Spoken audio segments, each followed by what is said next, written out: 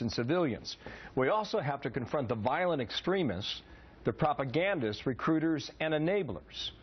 Well, Kevin Corke's live at the White House right now. As expected, the term Islamic extremist is not used there, Kevin, but isn't that at the heart of this three-day summit?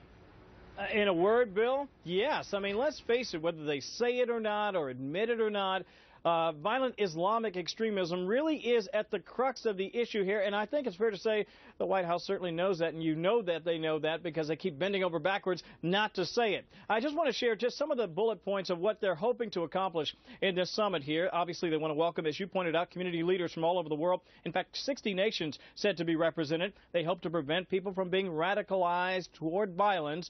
And they want to explore economic, educational, and entrepreneurial development. That idea that if I give you hope, you will be less likely to go out there and kill. And then lastly, they hope to develop social media tools to counter extremist narratives. Now, this was actually supposed to all get underway last fall. They're just now getting around to it. And given what's been happening all over the globe, the timing, Bill, quite honestly, couldn't probably be any better. I know you and others have asked often, why not call it Islamic extremism? What is the explanation given when that question comes up, Kevin?